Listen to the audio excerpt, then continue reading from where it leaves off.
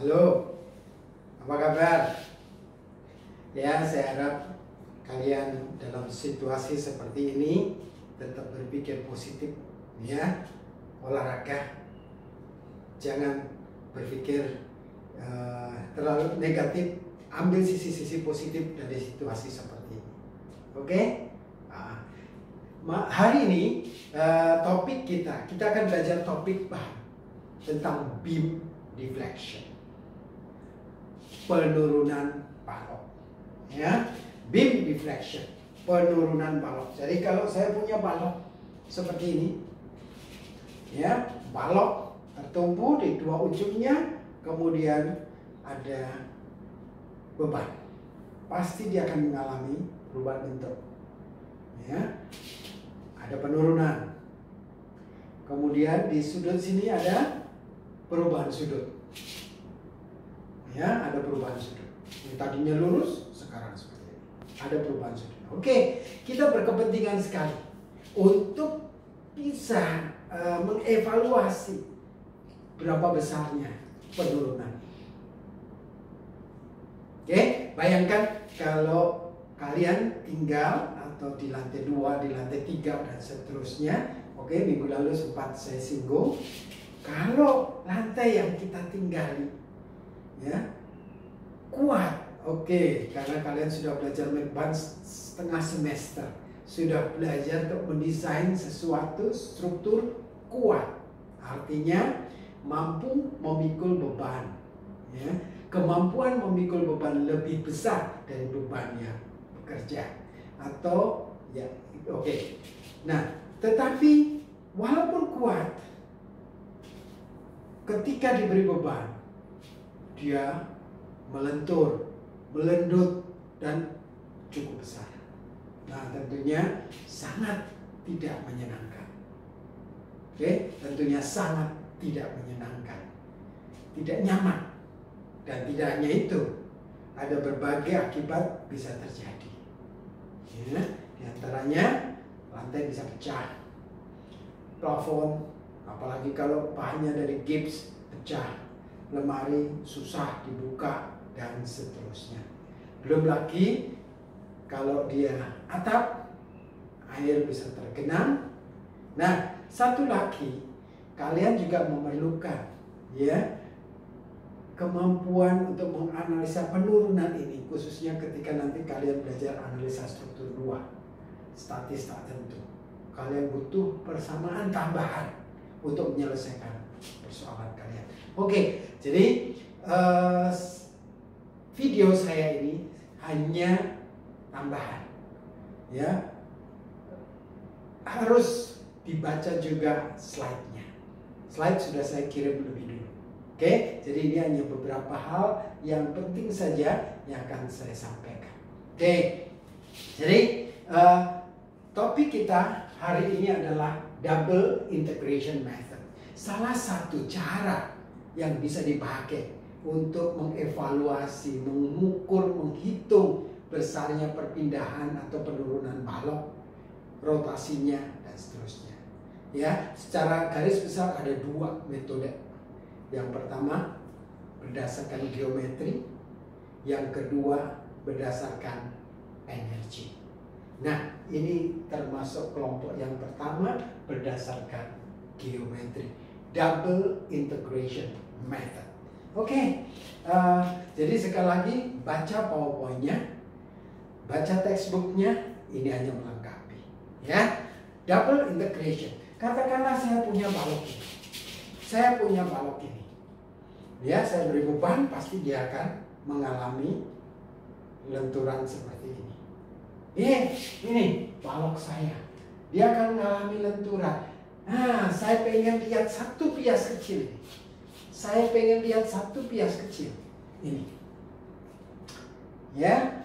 Katakanlah semula tebal bias ini kecil dx ini di garis netral. Oke, ini di serat yang sejarak Y dari garis netral, panjangnya ds, ya. Dalam hal ini ds akan sama dengan dx. Oke, ds sama dengan dx. Ini ketika dia belum mengalami lenturan, belum diberi beban.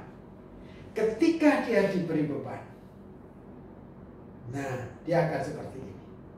Ini kan seperti bagian dari sebuah lingkaran yang besar. Ini jadi seperti bagian dari sebuah lingkaran yang besar, yang pasti punya titik tengah, titik pusat, ya, titik pusat. Dan ini jadi seperti bagian lingkaran yang besar. Bagian bawah tertarik, bagian atas tertekan. Yang tertarik bertambah panjang, yang tertekan bertambah pendek. Oke, tetapi apa yang terjadi di garis netral?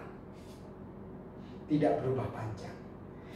Di garis netral tadinya dx, di sini tetap dx. Tetap dx. Tetapi di serat yang di bagian atas dari garis netral yang tertekan, ds berubah. Tentunya karena dia tertekan, dia bertambah pendek, ds aksen. Oke, ya, akibat momen positif. Nah, saya bilang tadi, ini seperti bagian dari sebuah lingkaran yang besar dengan titik pusat O. Dengan titik pusat O, jari-jarinya rho, ya, jari-jarinya rho sampai ke garis netral. Nah, sekarang kita perhatikan ini, ya. Oke, saya kepengen hitung berapa sih besarnya regangan strain di serat ini. Apa itu regangan? Perubahan panjang, perpanjang, mula-mula. Benar. Strain, regangan, perubahan panjang, perpanjang, mula-mula. Tadinya ds menjadi ds aksen. ds menjadi ds aksen. Berarti perubahan panjangnya ds dikurangi ds aksen. Panjang mula-mulanya ds. ds dikurangi ds aksen, panjang mula-mulanya ds. Oke, ya. Nah, kita bekerja atau kita belajar menggunakan small deflection theory. Ya, deflection terjadi tetapi kecil. Nah, perhatikan ini. Kalau saya punya ini alfa, x, y, r, ya, apa? Sinus alfa sama dengan sinus alfa x dibagi r. Tangens alfa x dibagi y. Setuju ya? Nah, kalau alfa itu kecil, berarti y dan r ini, y dan r hampir sama. Kalau alfa itu kecil, y dan r hampir sama. Nah, kalau y dan r hampir sama, berarti apa? Sinus alfa hampir sama dengan tangens alfa, hampir sama dengan alfa itu sendiri dalam radian. Ya, karena itu jadi x dibagi r sinus alfa itu sama dengan alfa itu sendiri. Atau x adalah jari-jari dikalikan alfa. Jari-jari kali sudutnya. Kalau sudut itu kecil, itu namanya small deflection theory. Ya, oke. Jadi ds itu sama dengan dx, sama dengan jari-jari kali sudut. Jari-jari kali sudut. Nah, ds aksen, ya, ds aksen, ya, jari-jarinya adalah rho dikurangi y. Rho dikurangi y. Jarak dari 0 ke ds aksen, rho dikurangi y, ya, dikalikan sudutnya. Jadi